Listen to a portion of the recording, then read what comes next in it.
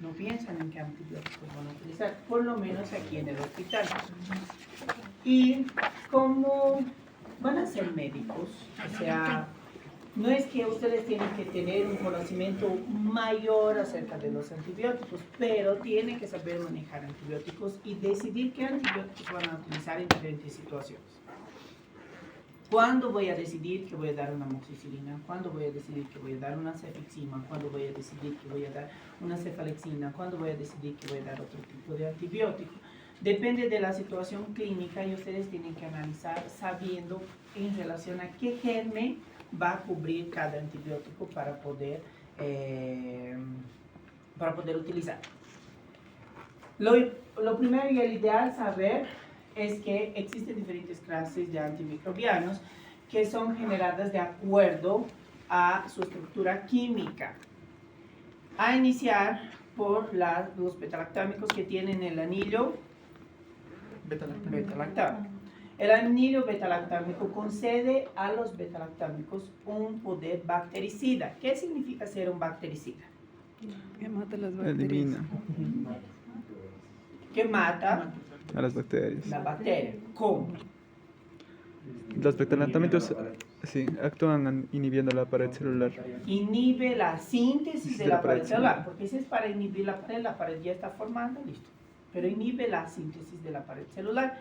Hay unas proteínas que se llaman PBPs, se unen a las PBPs e inhiben que crezca la pared celular, haciendo con que suceda una lisis osmótica. ¿Qué significa la lisis osmótica?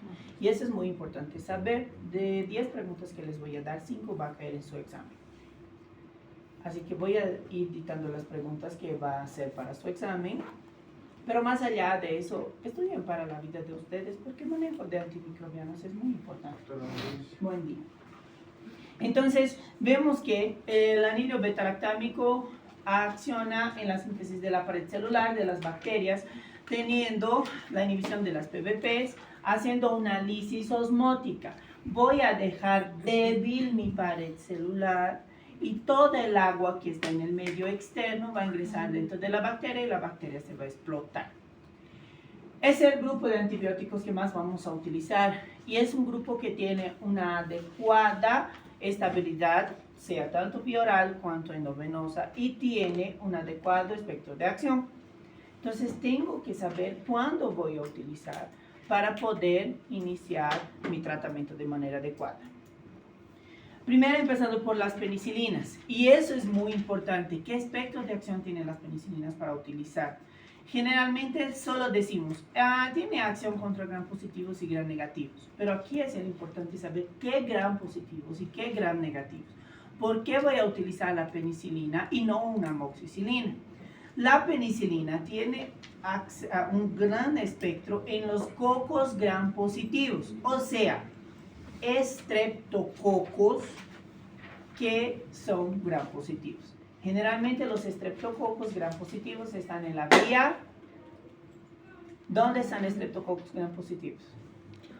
En la vía aérea. Las penicilinas me dan una adecuada estabilidad para la vía aérea. Cuando yo quiero utilizar medicamentos para la vía aérea. Tiene una cierta cobertura, pueden pasar. Tiene una cierta cobertura en relación a la miseria, a las espiroquetas y pocos bacilos gram positivos. Pero aquí es el importante. ¿Cuál de los bacilos solo se trata con penicilina? Te pone... No. Ese no era un bacilo. ¿Para qué se da penicilina? Aparte de infecciones de vía aérea. No. Causado por un bacilo, no es piel. No era de la... Hoy día lo van a hacer los betalactámicos. Para la sífilis, es el único Pero ese tratamiento de la ¿qué tal? sífilis es la penicilina benzatínica. Y tengo que saber Es hecho de... cuántos días voy a dar tratamiento de penicilina benzatínica a una sífilis. En adultos que no están embarazados. ¿En las embarazadas? 5, 10, ¿no? Y todavía el ángel me dice, pero ¿estás seguro que vas a dar manejo antimicrobiano? Como si ustedes fueran los mejores en el manejo antimicrobiano. Hasta 10 días se puede dar en las embarazadas. Anoten la utilización de las penicilinas. Las penicilinas se utilizan, tienen un espectro reducido, las benzilpenicilinas, que vamos a ver que es la penicilina benzatínica, la que mayormente vamos a utilizar, y vamos a utilizar en caso de vía aérea y de la sífilis, que normalmente no vamos a utilizar en pediatría, a no ser que sea sífilis congénita, y se utiliza la penicilina sódica. La benzatínica se utiliza para adultos. En sífilis congénita el tratamiento es penicilina sódica. No se utiliza penicilina oral, a excepto de la penicilina B, que no hay en Bolivia, porque tiene una mala absorción oral. Las reacciones adversas, y aquí es muy importante que ustedes sepan, causan las síndromes de hipersensibilidad. Una hipersensibilidad que puede ser desde leve a una hipersensibilidad que es grave, como el síndrome de Stevens-Johnson, que es muy común de que vengan los pacientes con síndrome de Stevens-Johnson porque le aplicaron penicilina en el centro de salud. ¿Se hace prueba de sensibilidad a la penicilina? Sí. ¿Para qué? ¿La reacción anafiláctica se da por la primera utilización del antibiótico? No. No es la primera vez. La prueba de sensibilidad de la penicilina solo sirve para irritar la conjuntiva ocular del paciente. No sirve de nada. Porque nunca va a ser, la reacción adversa nunca va a ser producida por un beta-lactámico, nunca va a ser producida en la primera utilización.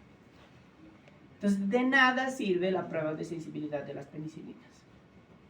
Obviamente voy a administrar y voy a estar pendiente de que mi paciente no tenga una reacción anafiláctica.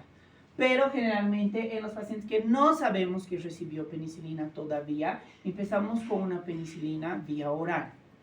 O podemos empezar con una aminopenicilina vía oral, que es la amoxicilina. Es mejor dar prioridad a la vía oral, que va a disminuir el riesgo de tener reacciones adversas. ¿Ya? La penicilina benzatínica, es muy importante saber que es de una absorción lenta. No necesito dar una penicilina benzatínica cada 12 horas o cada día, porque la penicilina benzatínica se absorbe de manera lenta, se queda depositado en la grasa y empieza a absorberse de manera lenta. ¿Qué es importante? Antes se utilizaba esa dosificación de 50.000 unidades kilopeso día, pero ahora ya no se utiliza. Ahora agarramos un peso estándar de 27 kilos. Los menores de 27 kilos doy 1.200.000 unidades. Los mayores de 27 kilos, 2.400.000. Es más fácil. Ya como estándar, para poder ser más práctico en relación a la práctica. Pero cuando ustedes están ahí dando el examen, tienen que saber que la dosis de la penicilina es 50.000 unidades por kilo en dosis única. Penicilina procaínica no es importante. La sódica voy a utilizar en pediatría en sífilis congénita. Sea ella sífilis congénita sin afección neurológica o con afección neurológica. Y aparte de eso, el sistema de salud de Bolivia indica la utilización de la penicilina benzatínica o de la penicilina sódica para neumonías. Puedo utilizar, porque al final de cuentas las neumonías adquiridas en la comunidad mayormente son causadas por ¿qué germen? Streptococcus pneumoniae. Y la cobertura de las penicilinas son los cocos gram positivos, excepto estafilococos. O sea, que cubre bien el Streptococcus pneumoniae. Entonces, puedo utilizar la penicilina sódica en las neumonías. ¿Ya? ¿Dudas hasta aquí con la penicilina? ¿Han entendido cuándo utilizar la penicilina? Seguro. Procesos respiratorios y sífilis. No hay dónde perderse. Cuando vemos las penicilinas de espectro ampliado, así se llaman las aminopenicilinas o las penicilinas sintéticas. Las penicilinas sintéticas mayormente es la amoxicilina o la ampicilina. La amoxicilina o la ampicilina. ¿Qué sucede en relación al espectro de las ampicilinas y amoxicilinas?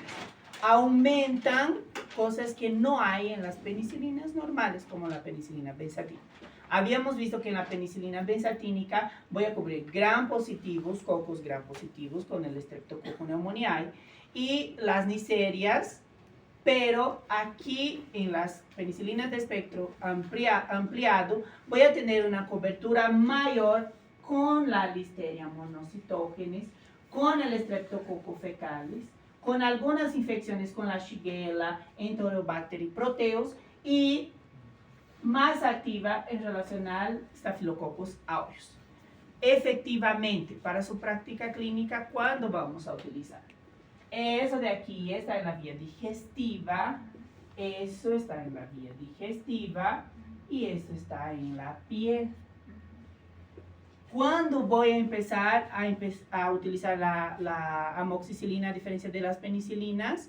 Cuando tenga infecciones de vía digestiva o de la piel, que esté pensando que sea un Staphylococcus aureus, que sea meticilino sensible, un Enterococcus fecalis o las enterobacterias como Shigella, Proteus, la Klebsiella, siempre y cuando mi paciente esté estable hemodinámicamente, porque si no está estable hemodinámicamente no puedo empezar con un antibiótico vía oral. Podemos asociar la amoxicilina con ácido clavulánico, pero el espectro de la amoxicilina ya es ampliado. Ya puedo utilizar la amoxicilina normal en los pacientes que tienen infecciones sensibles, como las neumonías simples que tienen Streptococcus pneumoniae, en los procesos infecciosos gastrointestinales, cuando tengo la sospecha de que mi paciente tenga la Shigella, o en procesos cutáneos donde tengo la sospecha de que sea Staphylococcus aureus. Voy a utilizar la amoxicilina más ácido clavulánico cuando sospecho de una infección que sea con microorganismos resistentes. Siempre que sospeche de que sea un microorganismo resistente. Si mi paciente no tiene histórico de infecciones previas, de utilización de antibióticos previos, no es una infección que tenga un harto tiempo de evolución, una infección donde el paciente no tiene una clínica muy tórpida, es una clínica adecuada para esa infección. Puedo utilizar la amoxicilina sin ácido clavulánico, que es lo que más deberíamos utilizar. En caso de que mi paciente tenga infecciones recurrentes, principalmente las otitis medias agudas, las faringoamigdalitis que son otitis media crónica, las faringoamigdalitis que son recurrentes, debo pensar y asumir que es un germen que sea multiresistente y que ya no me sirve la amoxicilina. Ahí recién voy a empezar con amoxicilina más ácido clavulánico. Están anotando los usos clínicos de la amoxicilina, ¿no ven? Porque ya les he dicho un montón. Listo. En relación a la farmacocinética, es muy buena la absorción vía oral, principalmente la amoxicilina. La ampicilina es débil, por eso la ampicilina se da endovenoso. Y tiene una distribución satisfactoria, menos en sistema nervioso central. No voy a dar amoxicilina a una meningitis, porque no penetra bien, o sea, no tiene una buena penetrancia en el sistema nervioso central. Hay un específico para las infecciones meningias que vamos a ver, pero no voy a dar amoxicilina. Las reacciones adversas, las mismas que las penicilinas, que es en relación a las reacciones de hipersensibilidad, sean ellas leves, cutáneas, o reacciones de hipersensibilidad más graves como el síndrome de Stevens-Johnson. Y en especial la amoxicilina con ácido clavulánico me puede causar problemas gastrointestinales.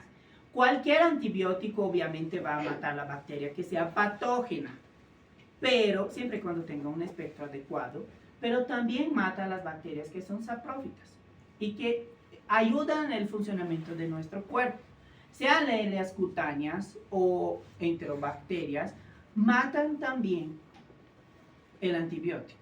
Entonces, cuando uso la amoxicilina más ácido clavulánico, normalmente voy a tener una muerte mayor de las bacterias saprófitas, como los lactobacilos que tienen en nuestro tracto gastrointestinal. Me va a causar diarrea. ¿Para qué es necesario saber eso? Para ver si voy a necesitar reajustar dosis en relación a mi paciente, si mi paciente presenta diarreas frecuentes, saber que voy a tener que explicar a la mamá que es un efecto común de la amoxicilina y ácido clavulánico, para que la mamá no vuelva sin la necesidad, y explicar signos de alarma en relación a la diarrea. ¿Ya? ¿Cuáles son los signos de alarma en relación a la diarrea?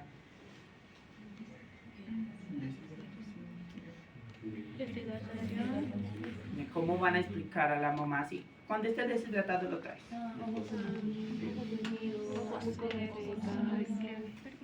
Cosas secas, tiene lágrimas, ¿Qué más? la piel seca, cuando le pellizca, Piel no sé. seca, sí.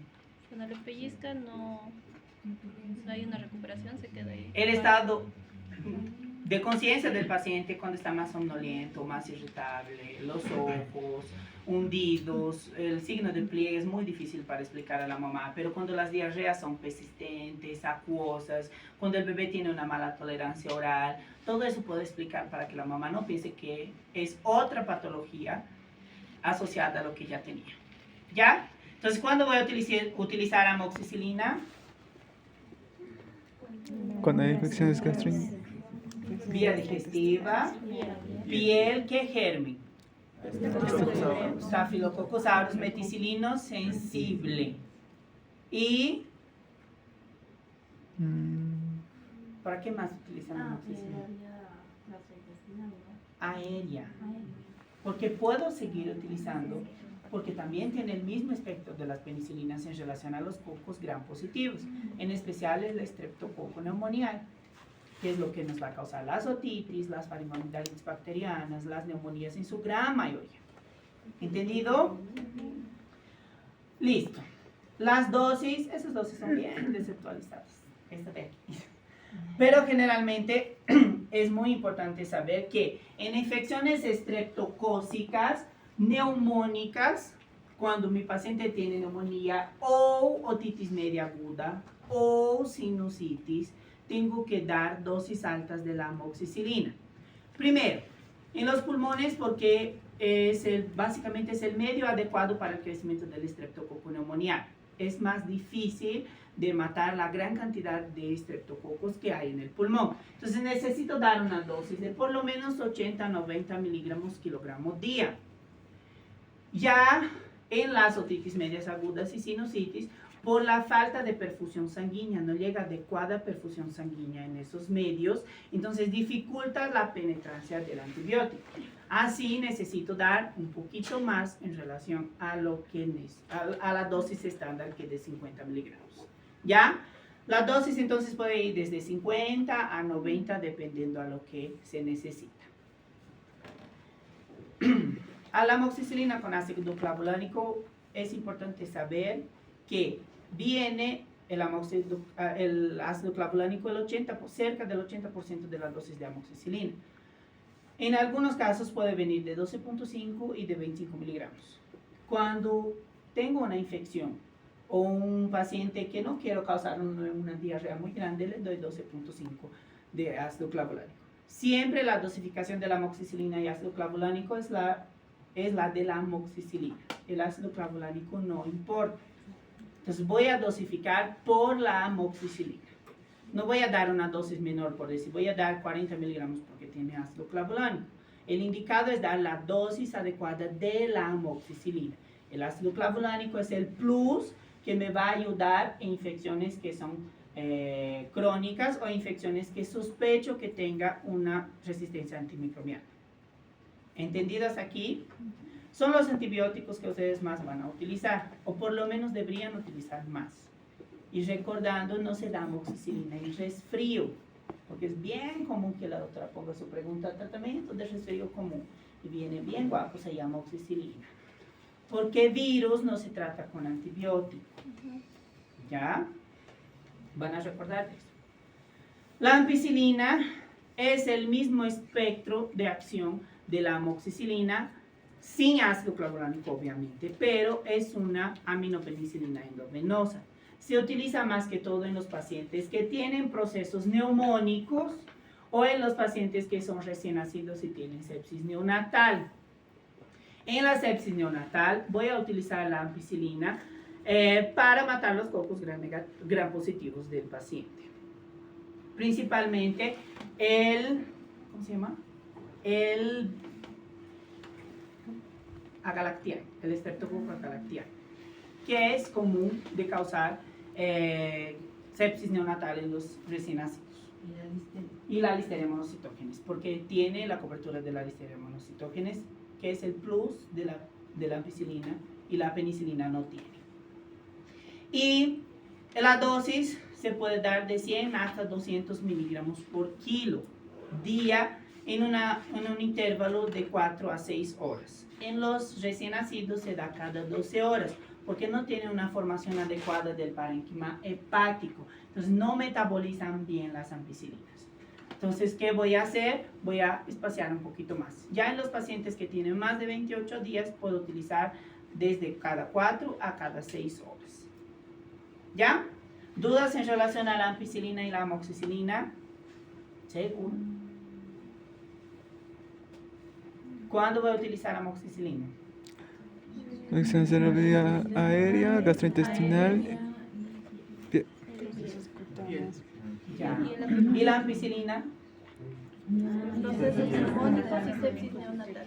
Entonces, cuando tengo un paciente que está con neumonía, tiene 4 años, voy a dar preferencia a una penicilina o una amoxicilina. Una amoxicilina estaría adecuada. Si se interna, dice que tendríamos que empezar por la penicilina sódica, pero no hay penicilina sódica en la mayoría de los hospitales. Ya, así que vamos viendo otras posibilidades. Otra penicilina muy importante son las antiestafilocócicas, que aquí voy a pensar en utilizar solo cuando hagan infecciones estafilocócicas, sean ellas cutáneas o neumonías por estafilococos. Pero en las neumonías por estafilococos tengo mejores opciones. Y ya vamos a hablar de la mejor opción. Las penicilinas antiestafilocócicas, la cloxacilina y la dicloxacilina, tienen una cobertura y son hechas para estafilococos aureus, que sea meticilino sensible. Frente a Staphylococcus aureus meticilino resistente, necesito utilizar otras clases de antibióticos.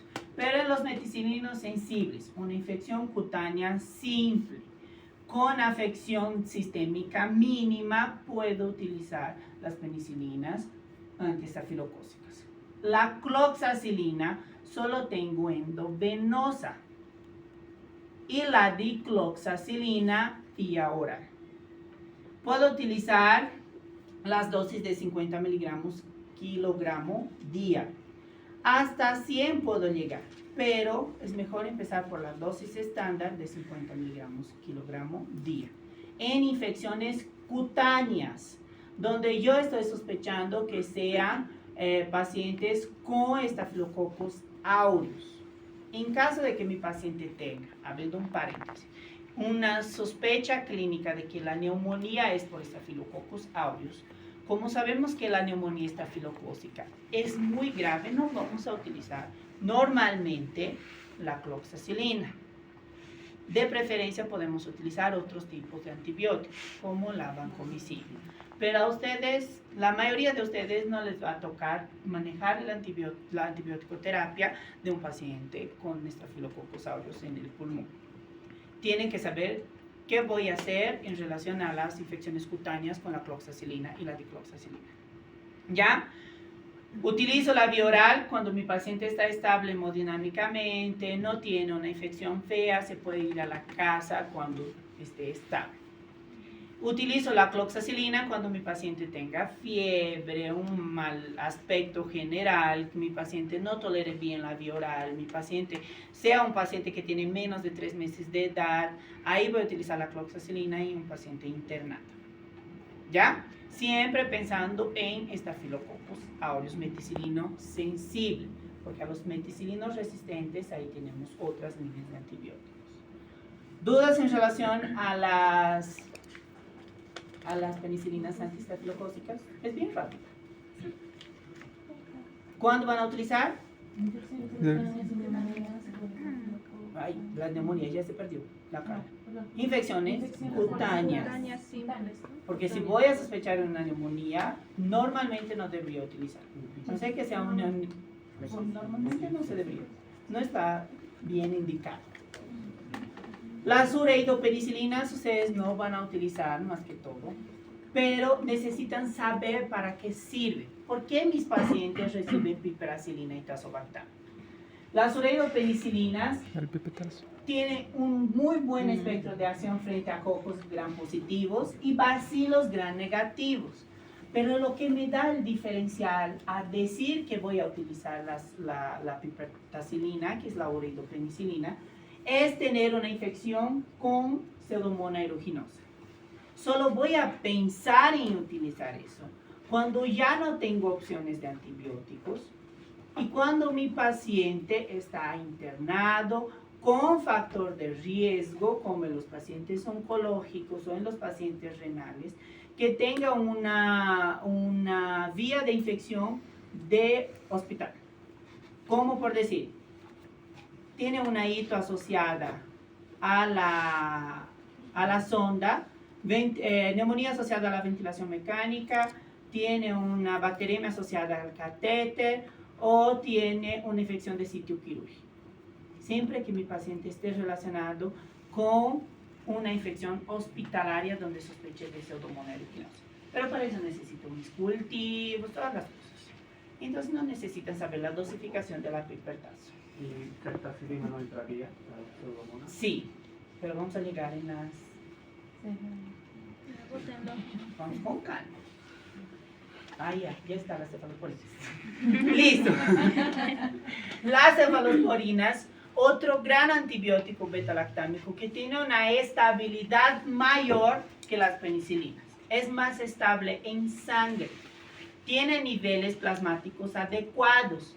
Alcanza mayor nivel plasmático que las penicilinas. No significa que a todos los pacientes les voy a meter cefalosporinas. Debería empezar con antibióticos de primera elección, como las penicilinas, para después pensar en las cefalosporinas, sea de primera, segunda o tercera generación, o cuarta, quinta, lo que sea. Siempre empiezo de lo más bajo para después ir subiendo. No es como que voy a matar con un tanque de guerra un gusano. Así que las cefalosporinas son antibióticos beta-lactámicos. En general tiene una gran acción con los gram positivos, y ahí ya sabemos toda la vía aérea bien bonito, con el Staphylococcus aureus, en especial las cefalosporinas de segunda generación, con la Listeria monocytogenes y con el Staphylococcus aureus resistentes a la cloxacilina. Aquí ya veo una segunda opción. La cloxacilina era una antiestafilocócica y se utilizaban en meticilinos sensibles. Cuando tengo una resistencia a las cloxacilinas o dicloxacilinas, debo pensar en la utilización de las penicilinas. Primero empiezo de un paso para poder saltar al otro. ¿Ya? Y generalmente la respuesta del antibiótico se valora al tercer día. Ante la persistencia de los síntomas, debo sospechar de que esa infección no está siendo controlada adecuadamente. Ante la resolución de los síntomas, listo, muy bueno. Seguimos con el mismo antibiótico. Existen 5 generaciones de penicilina. La quinta no hay en Bolivia, así que no sirve ni estudiar. La primera generación hay en Bolivia y son adecuadas para la utilización y vamos a utilizar bastante en pediatría, principalmente en las infecciones cutáneas y en las profilaxis de cirugías. ¿Quién ha rotado cirugía? O sea, nadie rota cirugía. Qué bendición. ¿Ya han visto hacer profilaxis antimicrobiana en cirugía? Sí, él ha visto algo que yo en un año no he visto. Deberíamos utilizar las penicilinas de primera generación como profilaxis antimicrobiana, dando una dosis más alta antes del proceso quirúrgico. Aquí no se utiliza, porque directamente vienen los guapos de cirugía y ponen su ceftriaxona, su amikacina y su metronidazol antes de empezar la profilaxis antimicrobiana. ¿Ya?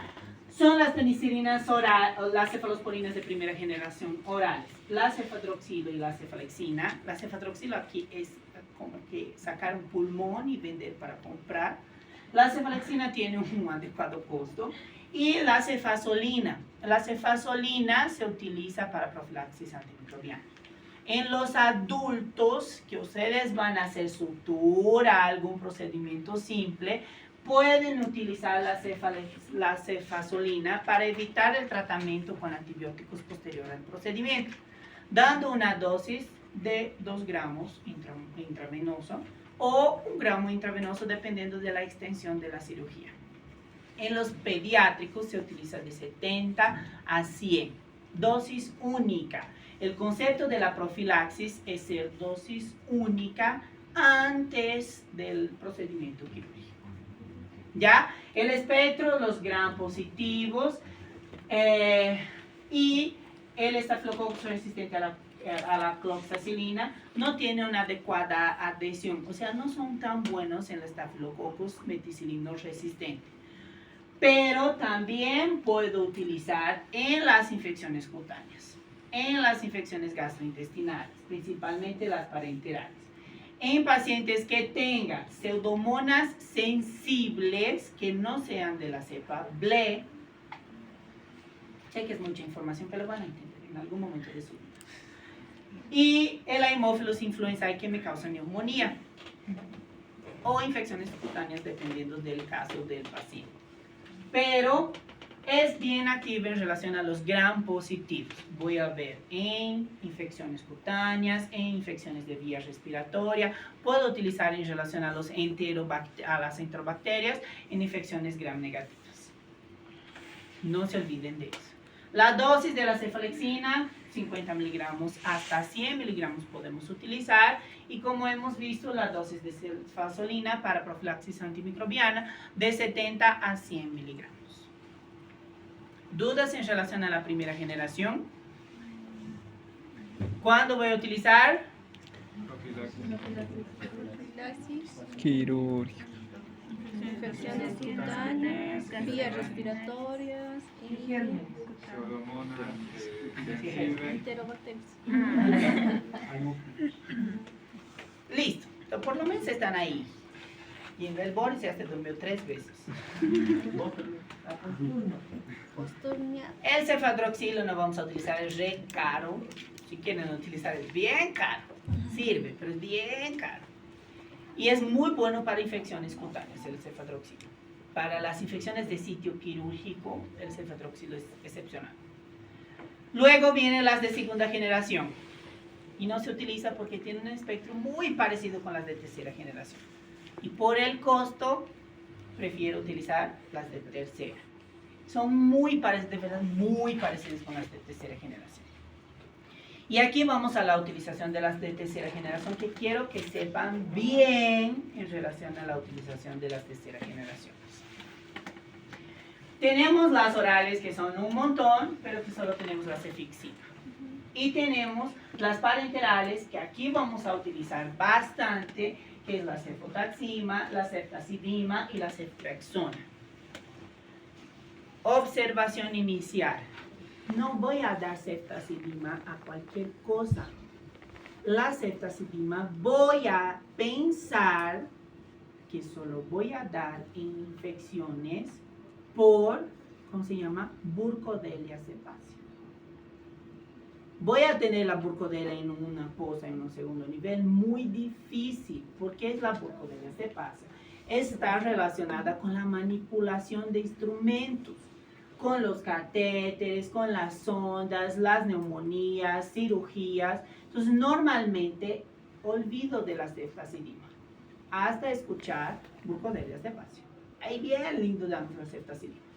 Y es re caro, una ampolla cuesta como 270. Y las otras que vamos a utilizar bastante, la ceftaxima y la ceftriaxona. Las cefalosporinas de tercera generación orales tienen una buena actividad contra Haemophilus influenzae. Cuando sospecho que mi neumonía sea por Haemophilus influenzae, puedo dar la cefixima. O enterobacterias. ¿Dónde están las enterobacterias? En gastrointestinal. Tracto gastrointestinal. Puedo utilizar también. Tengo una buena acción en los cocos gram positivos. En relación a sospechar Haemophilus influenzae, ¿cómo para mí es más fácil sospechar Haemophilus influenzae? Por temporadas y por grupo etario. Por temporadas existe una mayor incidencia de la Haemophilus influenzae, como por decir las temporadas de marzo, donde los pacientes vuelven a la escuela y ahí empiezan a tener mayor contacto, incrementan el nivel de neumonías y puedo sospechar que sea Haemophilus influenzae. Y cuando mi paciente no tiene la...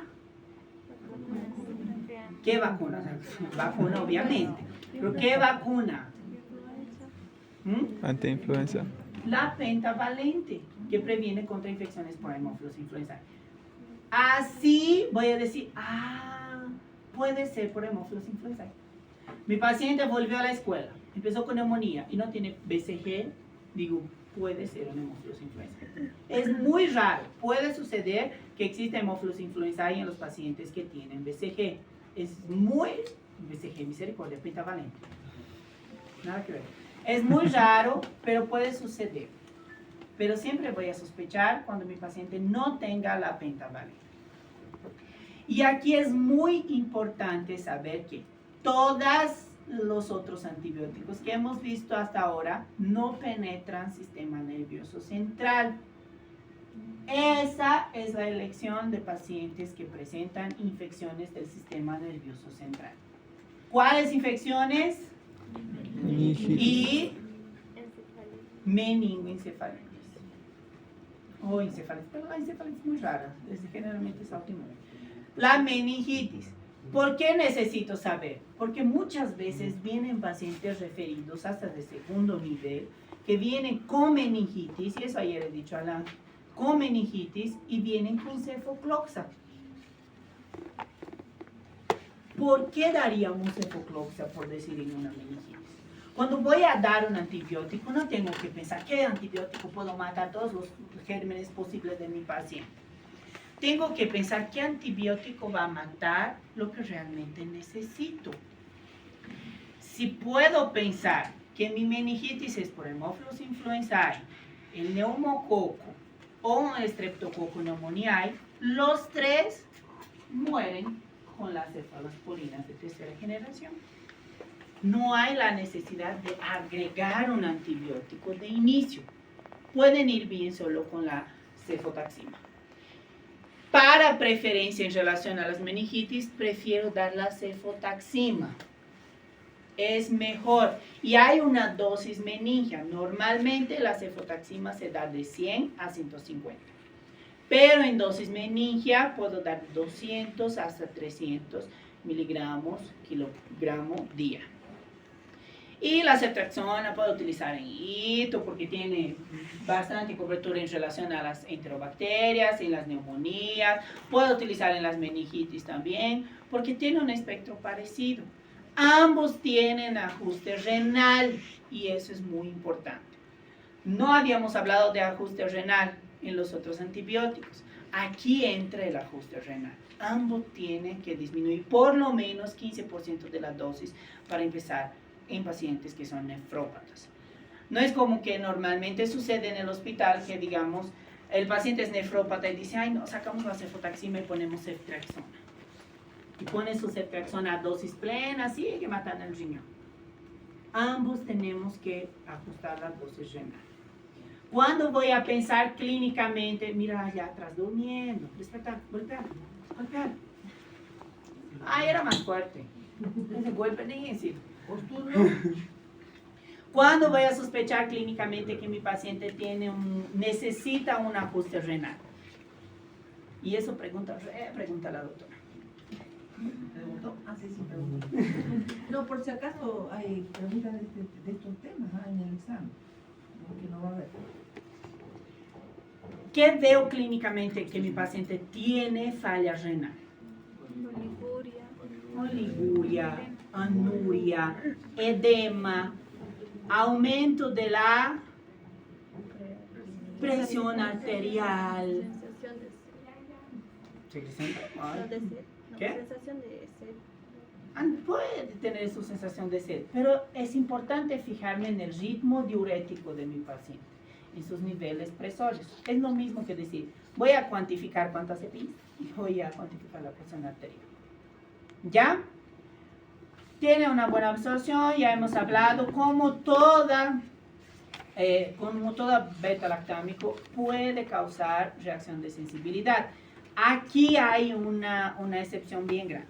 Existen pacientes que son alérgicos a las penicilinas. Cuando son alérgicos apenas a las penicilinas, puedo utilizar cefalosporinas de primera o tercera o segunda o la generación que yo quiera. Cuando son alérgicos apenas a las penicilinas. Cuando son alérgicos a los beta-lactámicos, no puedo. ¿Ya? ¿Dudas en relación a eso?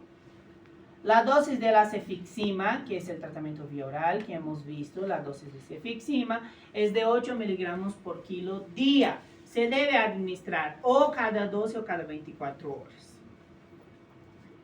¿Entendido? Y la ceftriaxona faltaba la dosis, ¿no ven? De 75 a 100 máximo.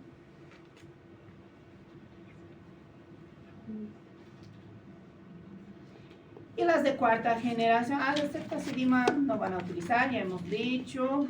Después vemos a la de cuarta generación, que voy a utilizar específicamente cuando piense que mi paciente tiene infección por pseudomonas.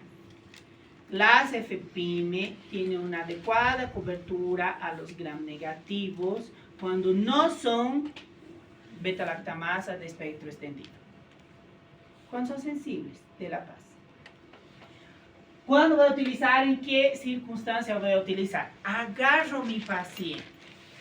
Tiene un paciente en el campo que está reasociado a utilización de agrotóxicos. Viene trombocitopenia, anémico, neutropenia, con fiebre, con un montón de ganglios linfáticos, puedo utilizar la cefepime como monoterapia. Pero bien raro que ustedes van a utilizar. A no ser que ahí hagan medicina interna, pediatría, esas cosas. O cirugía, que a ellos les encanta dar cualquier cosa. Duda en relación a eso, a las cefalosporinas. ¿Cuándo voy a utilizar las de tercera generación? Infecciones por pseudomonas. Solo la ceftazidima. Olvidar la ceftazidima. Y pseudomona es cefepime. Ceftazidima es acinetobar, no, es Burkholderia cepacia. Las de tercera generación que ustedes tienen que acordarse, las neumonías que no responden bien al tratamiento con amoxicilina o con las penicilinas, las neumonías que tienen una cierta inestabilidad hemodinámica, puedo empezar con la cefotaxima o la ceftriaxona, y los procesos meningios, puedo utilizar en procesos gastrointestinales y en procesos cutáneos. Básicamente cubre de todo, pero voy a dar preferencia a utilizar en pacientes que están en manejo hospitalar. No viene un paciente con hito bien feliz, en vez de empezar con su amoxil, le digo, ponga un stopper y que venga a recibir ceftriaxona cada 12 horas.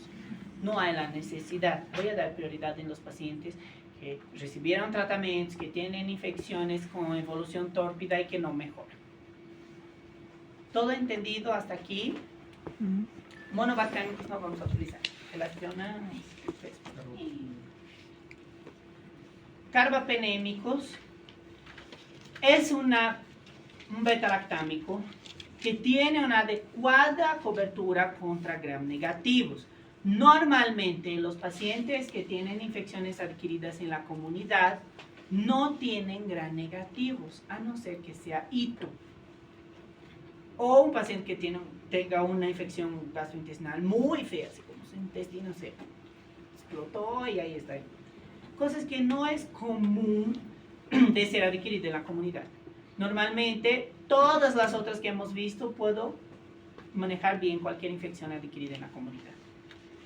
Pero cuando sospecho que mi paciente tenga Acinetobacter baumannii, es de infecciones intrahospitalarias, una Escherichia coli, que es el germen más común de la y 90% de las ITO son causadas por Escherichia coli.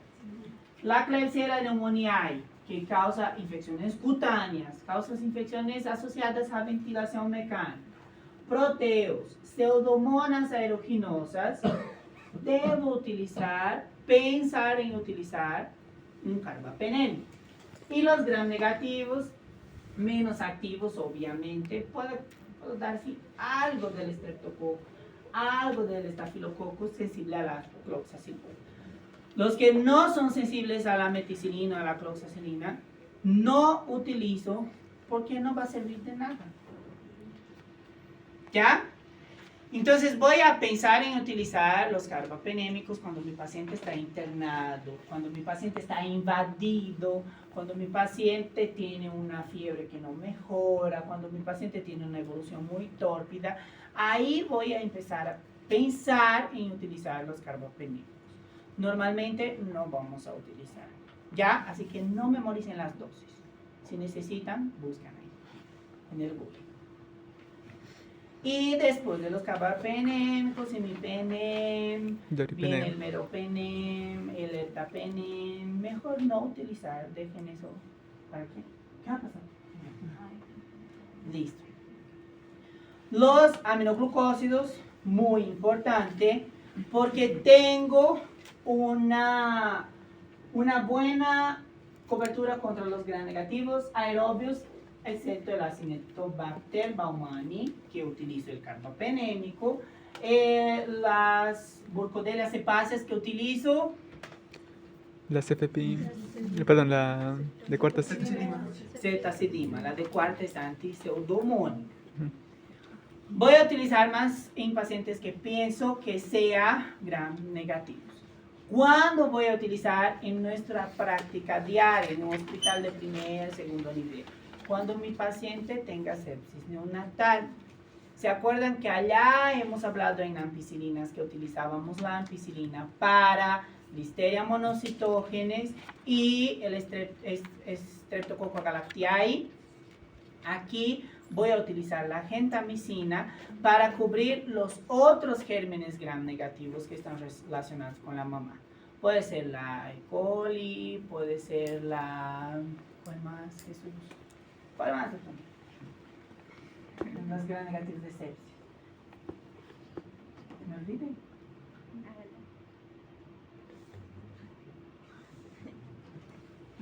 En algún momento vamos a encontrar. Gastrointestinales, ¿no? La E. coli. La Klebsiella. Ya está. La Shigella.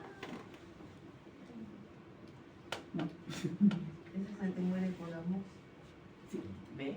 Por eso no necesito tarjeta. Una cosa muy importante es que los aminoglucósidos son nefrotóxicos, ototóxicos y bloqueadores neuromusculares. ¿Voy a dar por un tiempo extendido? No. Muy importante, porque muchas veces, de verdad, esas cosas que les hablo, sucede. Vienen pacientes con gentamicina 12 días referidos a neo. El máximo que le puedes dar de gentamicina a alguien son 5 días y poco. Si bien felices de 5 días. ¿Sí? Y mirando si el paciente no está medio sordo. ¿Por qué no está pasando? Funciona.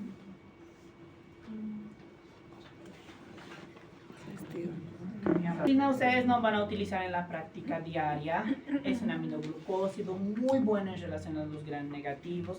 Voy a utilizar en pacientes que necesiten de antibiótico terapia de amplio espectro. No siempre voy a utilizar.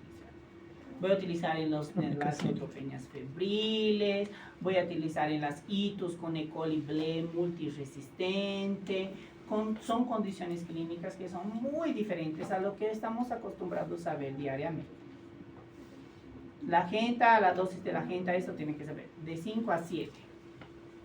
Pero en los neonatos, en los recién nacidos, prefiero dar con un intervalo mayor, porque es nefrotóxico, ototóxico, para que mi bebé no crezca una plantita y sin riñones, no escucha y no orina. Entonces doy cada 24 o cada 48 horas, una dosis de 5 miligramos por kilo. ¿Ya? ¿Dudas hasta aquí? La neomicina es buena para las pomaditas, para las infecciones cutáneas. Cuando pueden utilizar neomicina, bacitracina, tiene una adecuada respuesta. Y, a ver. Aquí quería llegar. Macrólidos. Los macrólidos. Cuando los macrólidos pasan a ser una opción terapéutica.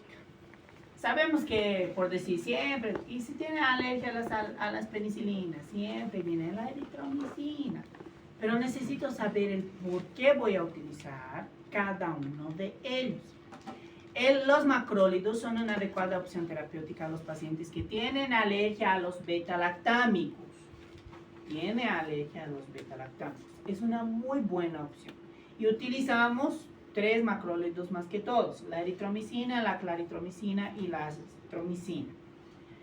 Los macrólidos, empezando por la claritromicina, es un antibiótico muy ágil en relación a los cocos gram positivos, excluyendo estafilococos y el estreptococos resistentes. En uno sencillo que está ahí de la comunidad sirve muy bien. Pero quiero que sepan que aquí aumenta el espectro de acción. Y voy a pensar en utilizar la claritromicina frente a una neumonía atípica. Los gérmenes de la neumonía típica, ¿cuáles son? Típica, adquirida en la comunidad. ¿Cuáles son los gérmenes atípicos? Los típicos. El estreptococo y el Haemophilus influenzae. Bacterias. Obviamente vienen los virus, como sabemos, el rino, el adeno, el sincitial, todos ahí tenemos. Pero cuando estoy frente a neumonías que no son causadas por estreptococo y Haemophilus influenzae, que los dos tienen una buena respuesta con las amoxicilinas, cuando pienso en otra neumonía que no son causadas por eso, debo pensar en utilizar la claritromicina. ¿Y cómo voy a ver esa neumonía clínicamente? Los pacientes que tienen neumonías atípicas son atípicos. Puedo tener, es hasta chistoso decir son atípicos, pero realmente son atípicos. Son neumonías que muchas veces no se asemejan a la neumonía que conocemos. Tiene una disociación clínico-radiológica, tiene una placa fea y el paciente sigue ahí bien feliz su vida. O el paciente no presenta fiebre, o el paciente tiene una tos productiva. No es el común de la neumonía, que es la triada clínica con su fiebre, su tos productiva y su dolor en punta de costado. Normalmente no tengo esa neumonía típica y ahí pienso en utilizar la claritromicina. Aparte de que en las neumonías que agarro el rayos X y veo que no son neumonías lobares, son neumonías diseminadas, son neumonías intersticiales, ahí debo pensar que está siendo causada por un germen atípico. Obviamente, no en todos los hospitales hay el panel respiratorio para saber qué gérmenes hay en la neumonía. Pero si están en hospitales cerca, pueden mandar y hacer en el plasma que germen está detectado por método de PCR en el panel respiratorio. Es muy activo la claritromicina con las moraxelas, la legionela, la clamidofolia, el campylobacter, el micoplasma, el helicobacter pylori, y ahí ponemos así el helicobacter pylori, matamos con todo lo que es posible. Y puedo utilizar tranquilamente en las neumonías atípicas. mi principal indicación son las neumonías atípicas. Entonces viene un paciente que tiene una neumonía típica, no le voy a dar claritromicina. Voy a esperar que mi paciente tenga una neumonía atípica, fuera de la triada clínica, con una placa de rayos X donde veo un infiltrado intersticial diseminado para poder utilizar la claritromicina. No es como que hay neumonía, claritromicina. Incluso porque si es una neumonía típica y mi paciente tiene alergia a los betalactámicos, puedo dar eritromicina y dejo la clarito para esos gérmenes atípicos respiratorios. ¿Dudas en relación a eso? La dosis en los niños y lactantes 15 miligramos kilo. Se da cada 12 horas. Puedo dar hasta 10 días. Muy importante, la claritromicina es el tratamiento de la tosferina y de la coqueluche. No, tosferina, coqueluche. Perdón, coqueluche. Cuando veo una tos que el bebé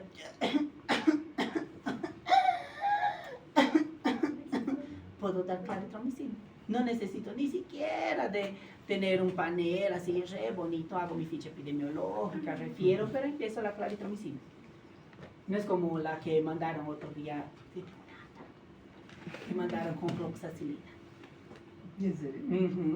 Yo estaba en infecto todavía, he dicho, mierda, ¿qué van a hacer de la vida? La clarito es muy buena porque los síndromes coqueluchoides puede ser causado por la Moraxella catarrhalis o por la Bordetella pertussis y tiene una adecuada cobertura la claritromicina. Tiene dosis de insuficiencia renal.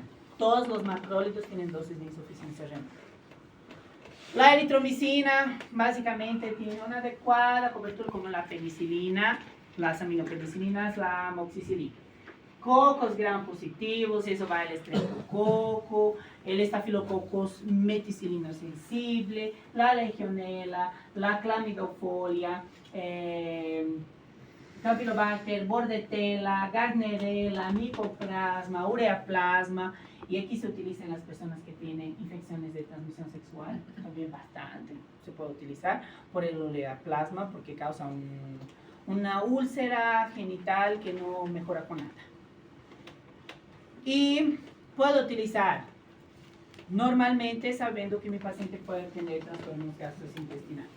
Es hepatotóxico, entonces voy a tener cuidado en los pacientes que tienen el histórico de tener una hepatitis o tiene esteatosis hepática.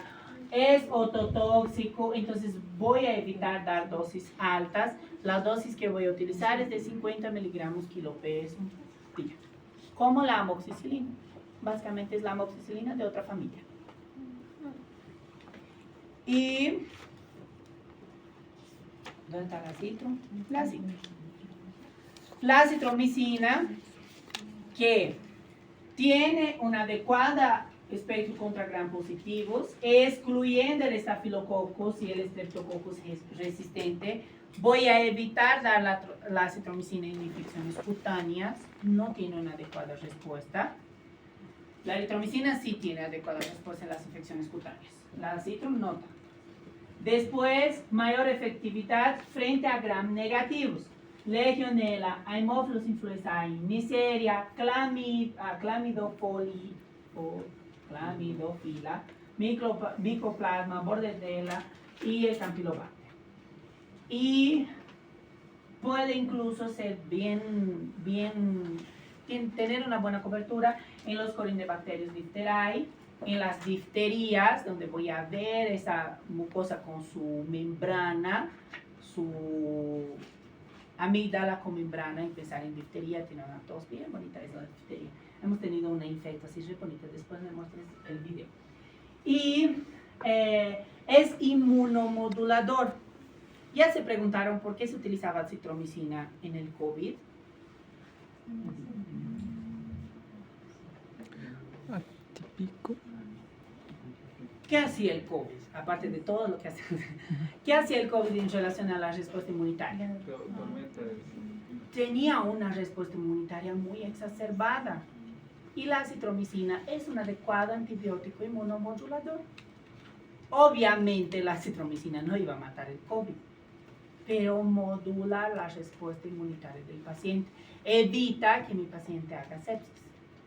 Entonces, cuando utilizábamos en el COVID, era por eso de aquí, por ser inmunomodulador.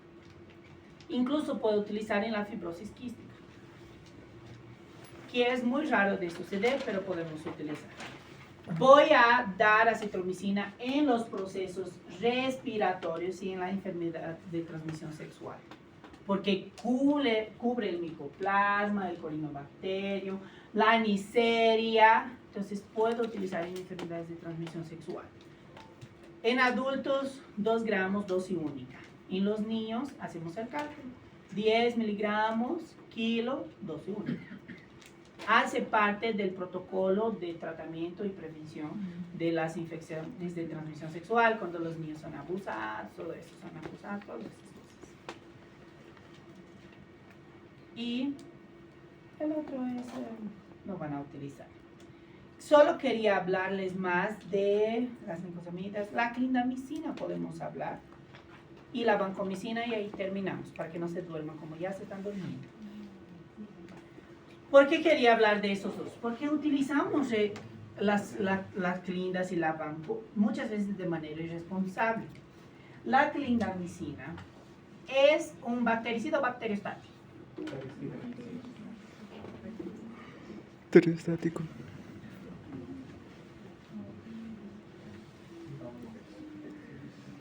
¿Cuál es el mecanismo de acción de las clindamicinas? Era a nivel del ácido nucleico, creo. Inhibe síntesis De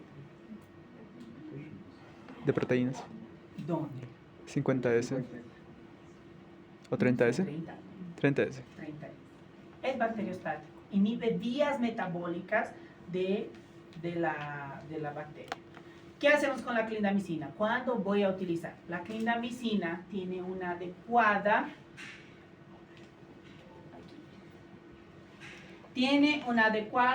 un adecuado espectro frente a gram positivos, aerobios, excepto el streptococo.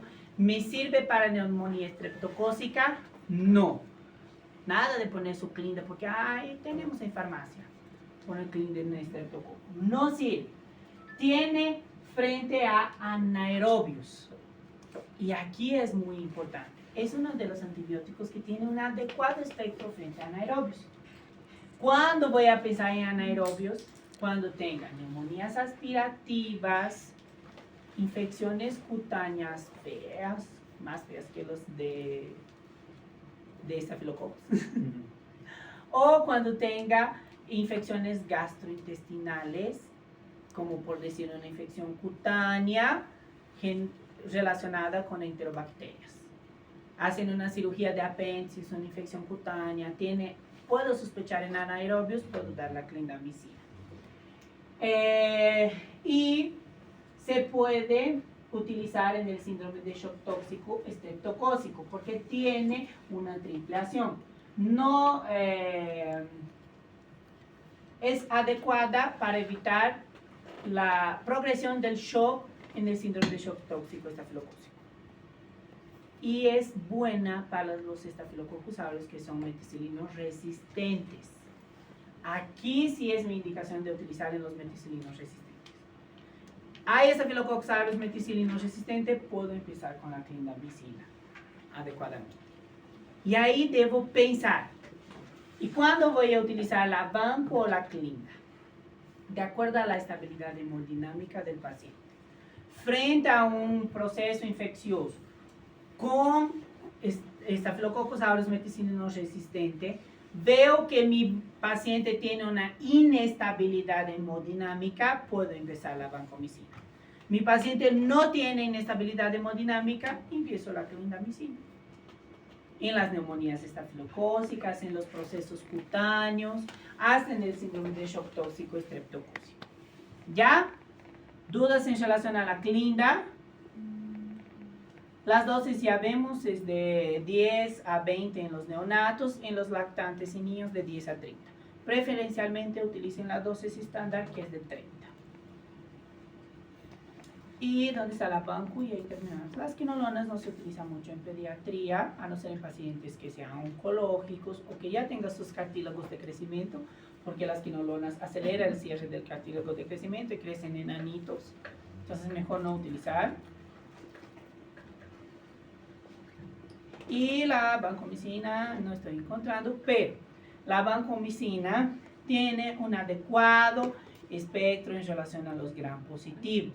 La vancomicina tiene poquísimo espectro contra los gram negativos. Poquísimo espectro contra los gram negativos. Más arriba. Más arriba, ya pasó. Bien, sí, ¿no? Ay, aquí. Poquísimo espectro contra los gram negativos. Va a ser una óptima opción en las bacterias gram positivos, incluyendo Staphylococcus meticilinos resistentes, los enterococos, los neumococos resistentes a la penicilina, y tiene, abarca bien incluyendo el Clostridium difficile, que es una de las infecciones asociadas a la atención a la salud. Cuando mi paciente está mucho tiempo internado y tiene invasiones por todo lado, puedo pensar que mi paciente esté cursando con una infección por Clostridium difficile. Puedo utilizar en las meningitis. No hay problema utilizar siempre que piense que sea una meningitis por Staphylococcus aureus. ¿Dónde va a suceder eso? En los pacientes inmunodeprimidos. Los pacientes que tengan VIH, los pacientes que hagan quimioterapia, los pacientes que hagan inmunoterapia, puedo pensar en utilizar. Aparte también pienso en utilizar en las neumonías cuando tienen un patrón algodonoso. Cuando agarro la placa de rayos X y veo un montón de algodones diseminados y mi paciente está inestable hemodinámicamente, es una neumonía estafilocócica, el patrón algodonoso de la radiografía, y debo empezar con la vancomicina porque las neumonías estafilocócicas tienen una progresión muy rápida y matan al paciente fácilmente si nosotros no compensamos. Y en las infecciones cutáneas, con antibióticos previos, con utilización de antibióticos previos que ya no me sirven. En los abscesos que son resistentes, en los abscesos que siguen ahí creciendo, no mejoran, son drenados y vuelven a aparecer, que tenga signos de inestabilidad hemodinámica. ¿Qué es eso? Tengo un absceso, empieza a tener disminución de la presión arterial, taquicardia, taquipnea y fiebre o hipotermia, puedo pensar en dar una vancomicina. Tengo una neumonía, es un patrón algodonoso, empieza con fiebre persistente o hipotermia, taquicardia, taquipnea y disminución de la presión arterial, tiene el componente neurológico con una disminución del Glasgow, debo empezar una vancomicina, porque la vancomicina va directamente a matar el Staphylococcus aureus meticilino resistente. Es la opción más adecuada. ¿Dudas o preguntas hasta aquí? Ya, me voy a tomar el tiempo de hoy en la tarde corregir sus tareas. De verdad, si quieren hacer tareas con dosificación de antibióticos, me mandan y yo voy a corregir y les voy a indicar. ¿Ya? Anotan las tareas. Solo porque soy buena gente. El que quiere. Sí, no es obligatorio. No, yo les voy a decir ahora, voy a indicar. Ya. ¿Podemos? ¿Puedo dictar? Paciente con 25 kilos. Tiene una infección cutánea leve, una celulitis en el dedo índice izquierdo. Tiene bastante pus, pero no tiene afección sistémica. ¿Qué antibióticos doy y la dosis?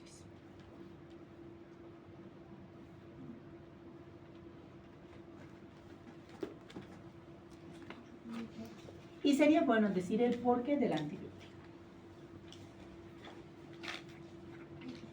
Listo. 2. Paciente de 18 kilos con temperatura de 38,3, frecuencia respiratoria de 55, dolor en punta de costado y retracción subcostal. ¿Cuál es el diagnóstico? No necesitas de edad para saber el diagnóstico. Ya sé el diagnóstico. Tiene 18 kilos. ¿Cuál es el diagnóstico?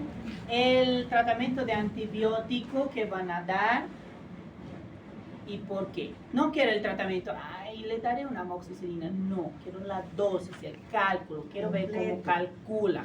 Porque si veo cómo calculan así poniendo la dosis de la amoxicilina es tanto, por tanto, que es su peso, puedo identificar dónde se están equivocando para poder enseñar. Si me mandan es tanto de amoxicilina, voy a decir, ay, qué bien. Próximo. 3. Paciente de 33 kilos con disuria, polaquiuria,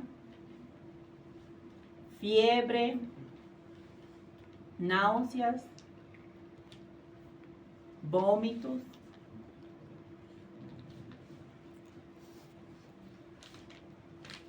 ¿cuál es el diagnóstico clínico?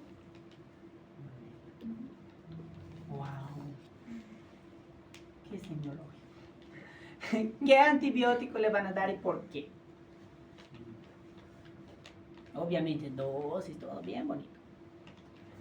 Después, paciente de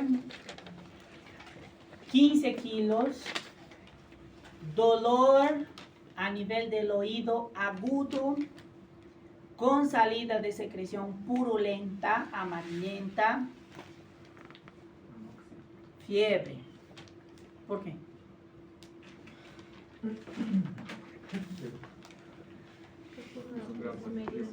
¿Qué gran positivo? Ay, mierda, he dado la clase en vano.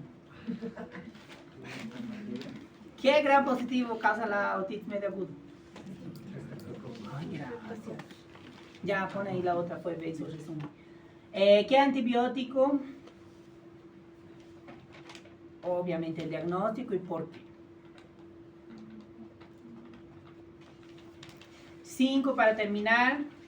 Paciente acude, tiene 22 kilos, acude con un copro donde sale flora bacteriana incrementada, moco fecal positivo, sin parásitos intestinales, leucos de 20 por campo, se puede identificar. Y no está deshidratado. Ya le estoy dando mucha agüita. Sí. Agua de arroz, canela, todo lo posible. Diagnóstico, antibiótico y por qué. Listo. Cuando llegue a mi casa, sí, voy a corregir. Me mandan. Ya me dice, hola, soy fulano, aquí está. Y ahí les voy a explicar en audio dónde se han equivocado, dónde están correctos y el por qué. ¿Ya? Nos vemos. Anden a dormir a sus